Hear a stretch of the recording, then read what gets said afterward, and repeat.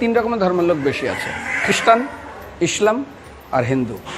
100 জন খ্রিস্টানকে যদি একই প্রশ্ন করে তোদের ভগবানকে, একবারই বলবে আমাদের ভগবান ঈসা মসীহ, যিশু খ্রাইস্ট। মুসলমানকে জিজ্ঞাসা করবে 3 থেকে 5 মানে মৃত্যুর আগে পর্যন্ত, যাকে এই তোদের ভগবানকে, একই উত্তর দেবে, ভাই আমাদের ভগবান হলো আল্লাহ। হিন্দুদেরকে যদি একই প্রশ্ন করা হয়, ভাই তোদের ভগবানকে, কনফিউজ। 100% হিন্দু 100% কনফিউজ, জানে না ভগবানকে। দ্বিতীয়ত, যদি তুই মুসলমানকে জিজ্ঞাসা হয় তোরা মসজিদে কেন যাচ্ছিস, ওদের শেখানো হয় মসজিদে যেতে হবে নামাজ আদায় করার জন্য। সপ্তাহে ওরা 100% একদিন মসজিদে যাবেই। তুমি যদি খ্রিস্টানদের জিজ্ঞাসা করো তোমরা কেন কোথায় যাবে, কোথায় যাও না, আমাদেরকে একদিন তারা চার্চে যাবেই। কেন? ঈশ্বরে প্রার্থনা করার জন্য, ওদের শেখানো হয় জন্মের থেকে, এটা সংস্কার।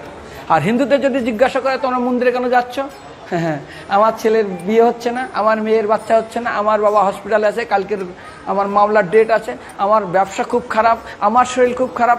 99.99 হিন্দু জানে না মন্দিরে কেন আসা উচিত, তাদের ভগবানকে মৃত্যুর পরে কোথায় যাবে। মুসলমানকে জিজ্ঞাসা করবে মৃত্যুর পর কোথায় যাবে, বলবে ভাই নামাজ রোজা যদি না করি দোজকে যাব, অর্থাৎ নরকে যাব।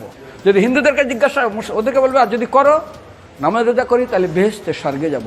যদি খ্রিস্টানদেরকে জিজ্ঞাসা করো, এই তোমরা যদি আমরা ঈশ্বর আরাধনা করি হেল অর্থাৎ নরকে যাব।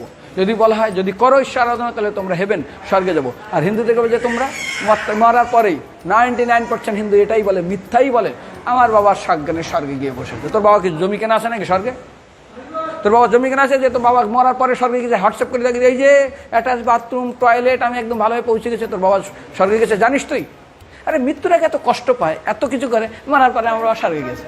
আরে যখন পুলিশে কোনো কয়েদি কোনো অপরাধীকে ধরে 2-4টা ডান্ডা মারে, তারপর থানায় গিয়ে আরও ট্রিটমেন্ট করে, তারপরে কোর্টে বিচারে, তারপর জেল খাটে, মৃত্যুর আগে এত কষ্ট করে আমরা মারা যাই, মারা পরে আমার বাবা স্বর্গে গিয়ে বসে আছে, ওর বাবার জন্য জমি কেনা আছে। না, এরকম বলা যাবে না। এই জন্য আমাদের শাস্ত্র বলে পরলোকগত, স্বর্গীয় বলে না।